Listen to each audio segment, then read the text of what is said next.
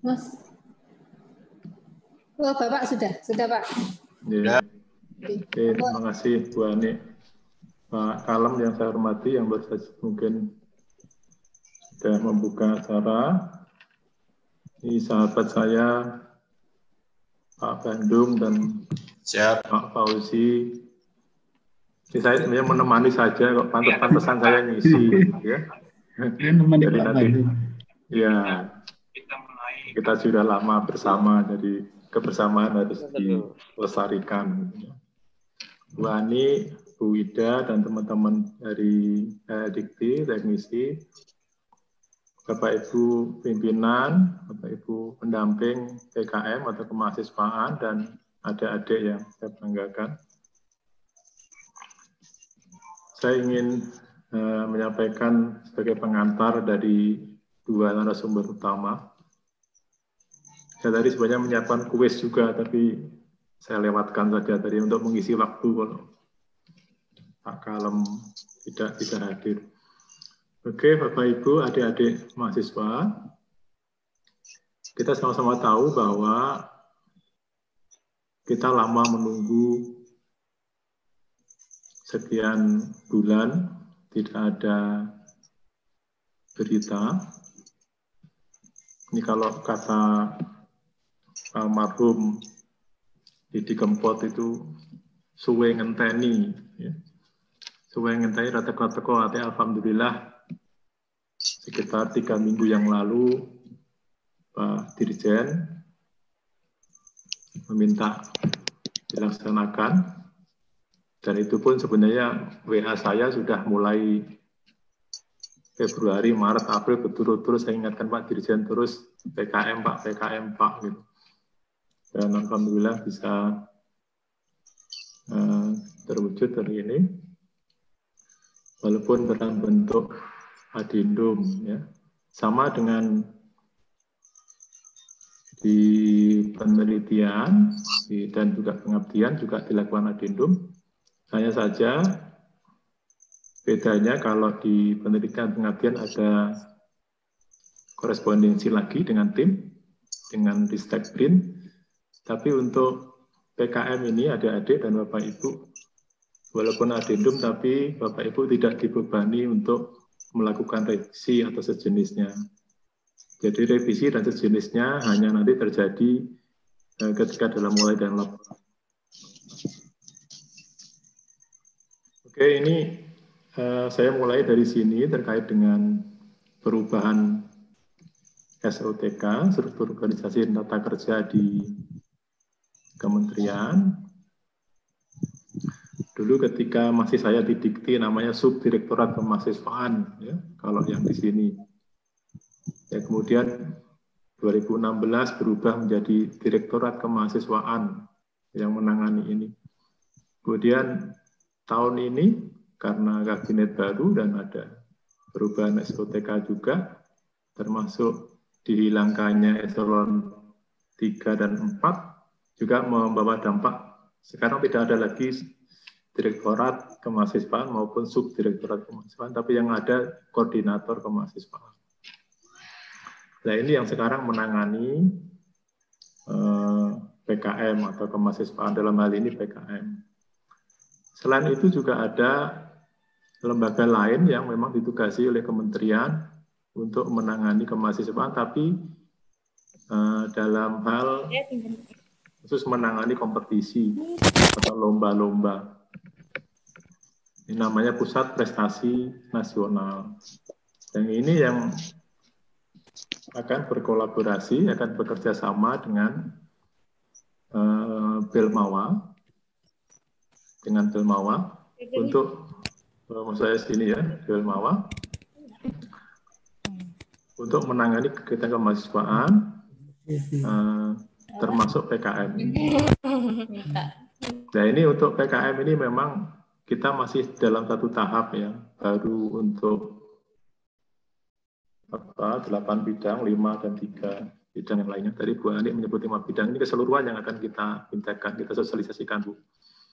Termasuk Pak Bandung nanti akan membawakan KT dan GFK. Jadi Belmawa menangani PKM dan nanti rencananya Pimnas akan ditangani oleh Puspresnas, oleh Pusat Prestasi Nasional.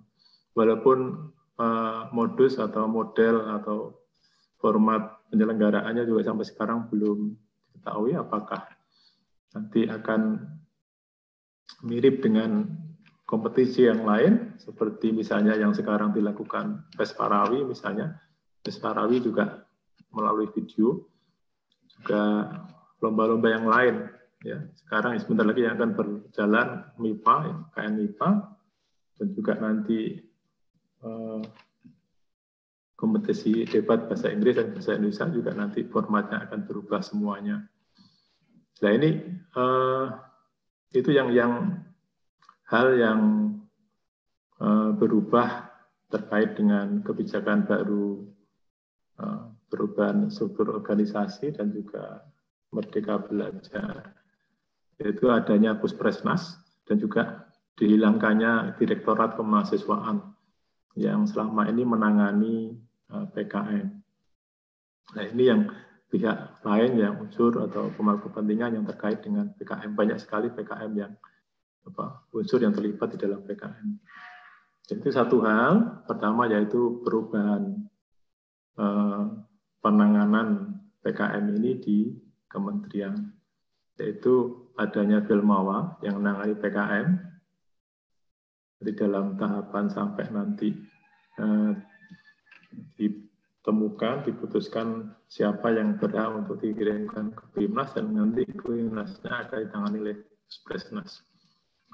Adik-adik yang saya hormati, terutama saya mengangkat ini karena ini memang saya tidak masuk ke teknis adendum dari PKM, walaupun saya nanti juga panel bertiga dengan menunggui teman-teman narasumber yang lain. Jadi kata kunci sebagaimana nama dari program ini, program kreativitas mahasiswa, tentu saja kata kuncinya kreativitas. Kemarin misalnya kalau kita ada yang sempat mengikuti sosialisasi dari Belmawa, adendum itu, dan juga kita temui ketika ada adik yang sudah pernah ikut ketika Monef, apalagi yang sudah pernah ikut Pimnas, dipanggil Pimnas, kita bisa jumpai bahwa banyak ragam persepsi atau pendapat dari para penilai. Jadi penilai tidak selalu sama dalam menanggapi sesuatu, persis sama. Makanya hari ini juga ada penyamaan persepsi, tapi itu diupayakan hanya untuk mendekatkan persepsi, tidak akan bisa persis sama. Ketika kita bertanya kedua reviewer dalam PKM kewirausahaan yang diutamakan yang produk atau jasa, jawabannya dari 5 orang bisa saja berbeda-beda, walaupun esensinya nanti jatuhnya sama. Karena itu, di balik semua itu, variasi-variasi itu, maka kata kunci yang mengemuka kembali lagi adalah kreativitas. Apa sih kreativitas itu?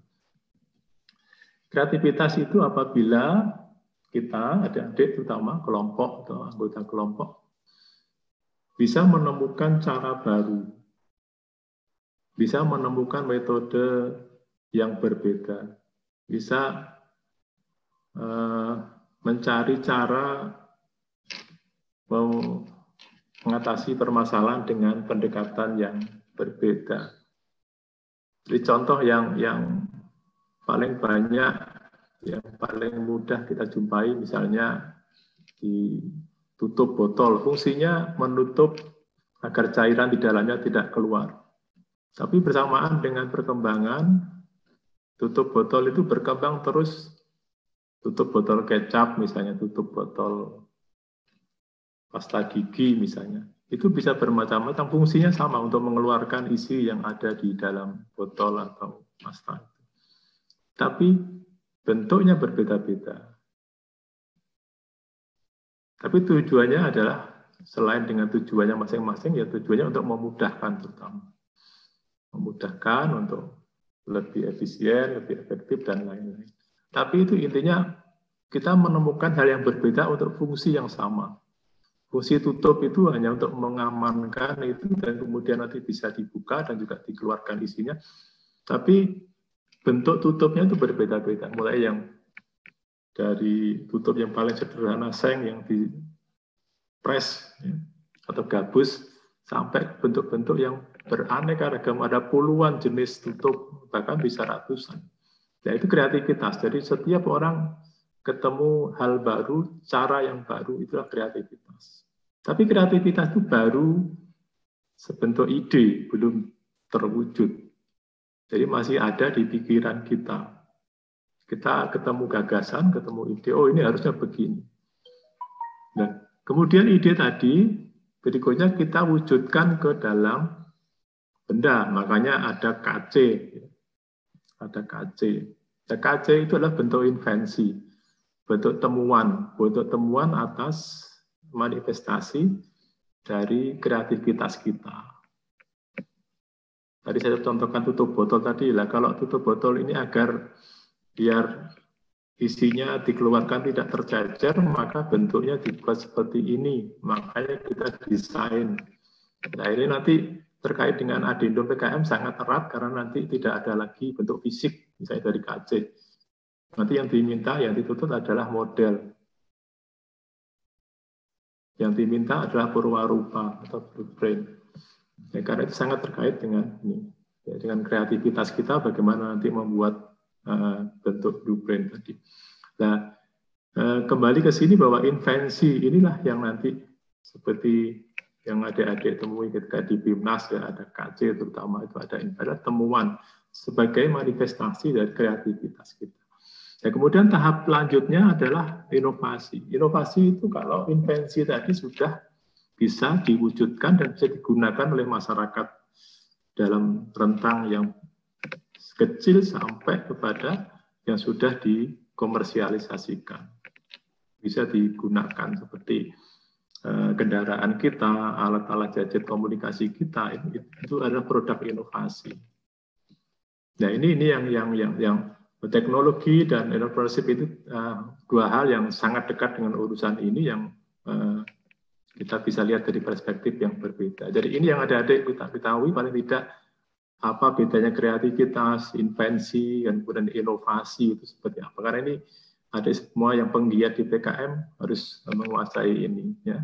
Jadi kalau invensi kemudian nanti kita patenkan ya atau bagi yang lain, nah ini nanti bisa menjadi inovasi setelah digunakan oleh masyarakat banyak.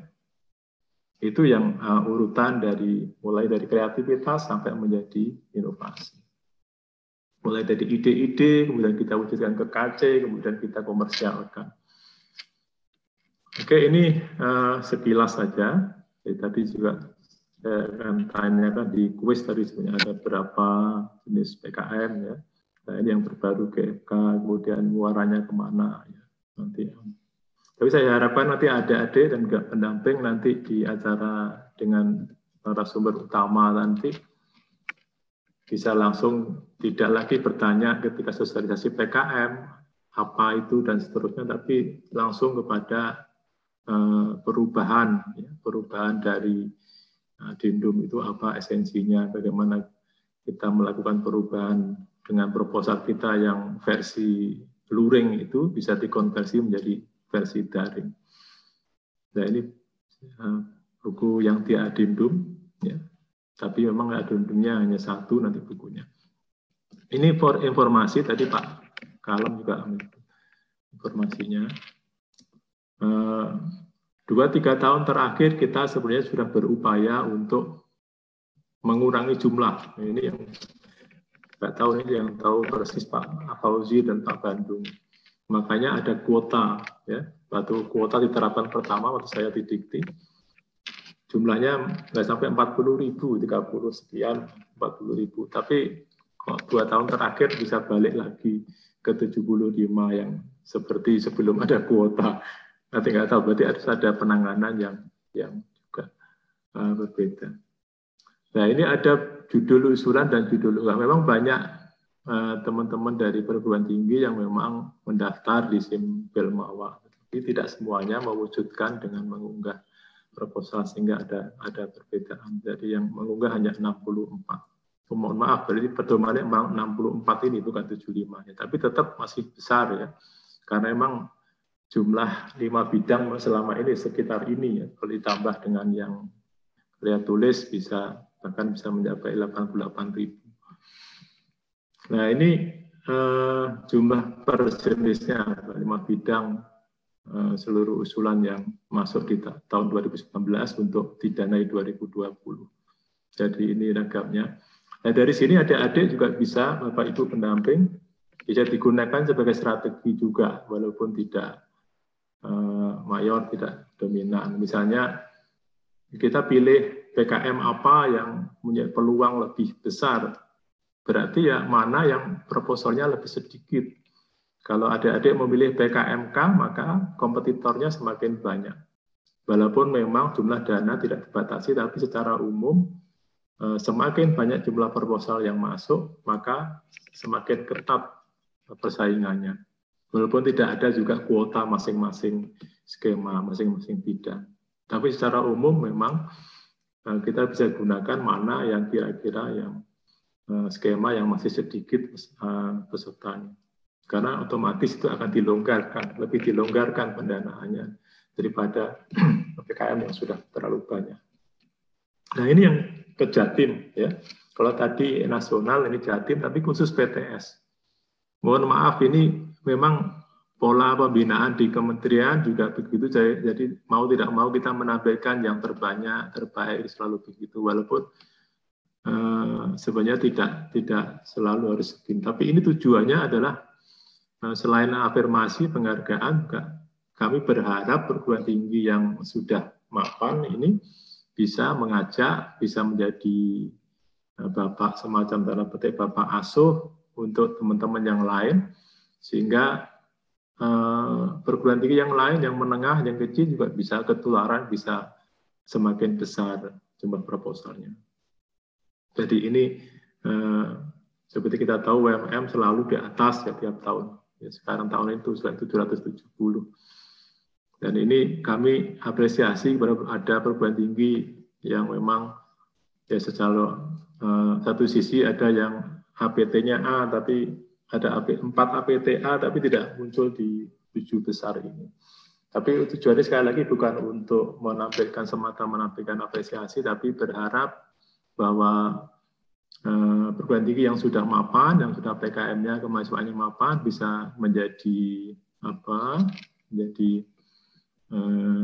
saya sebut tadi Bapak Asuh atau apapun namanya, yang jelas membantu perguruan tinggi lain untuk dalam hal ini kemahasiswaan khususnya PKM.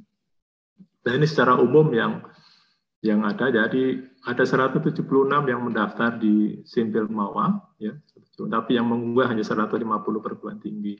Dan jumlah proposalnya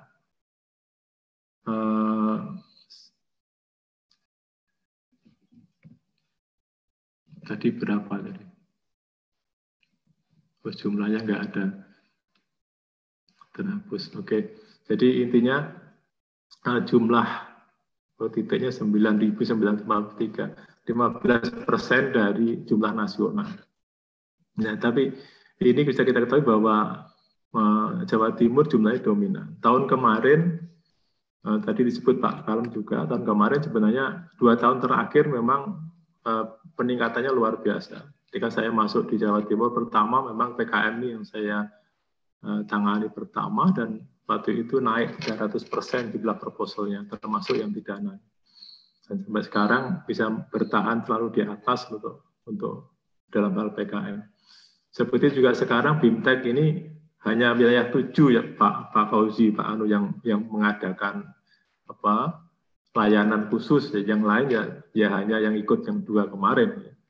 Kami ini berangkat dari semangat untuk terus mempertahankan prestasi adik-adik mahasiswa di kemahasiswaan pada umumnya dan PKM pada khususnya.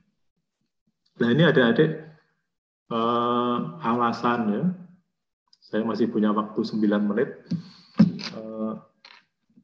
Alasan mengapa ada adendum PKM. Ya, tadi juga disebut oleh Pak Prapto bahwa mengisi kekosongan kemarin kami juga lapor ke Pak Fauzi nanti. Ini sekarang laporan dan juga Pak Bandung bahwa karena tidak ada berita, belum ada berita PKM, kami kemarin sempat mengadakan PKM live gitu ya. Jadi kami mengadakan lomba juga GT, bikin lomba GT dan poster, dan juga sekarang masih ada lagi foto ya. Lomba foto juga kami adakan untuk mengisi kekosongan kemarin yang ada dengan menunggu PKM belum ada beritanya.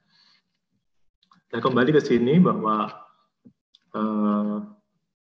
akan ada perubahan ya, akan ada perubahan yang mendasar di sini. Kok ada yang nyoret-nyoret kan, Pak ya?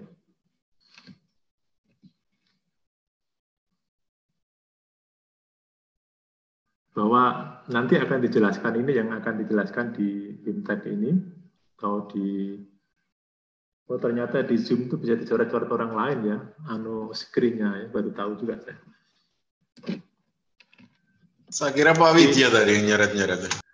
Ya ini ilmu baru Pak, bisa dicoret orang lain, makanya ini ada baru. Dulu rame. Saya juga baru tahu kalau bisa dua bisa langsung, partisipan bisa langsung aktif di Zoom. Oke, jadi intinya mengubah yang dulunya luring ya menjadi daring. Nah, inilah yang menjadi krusial ya.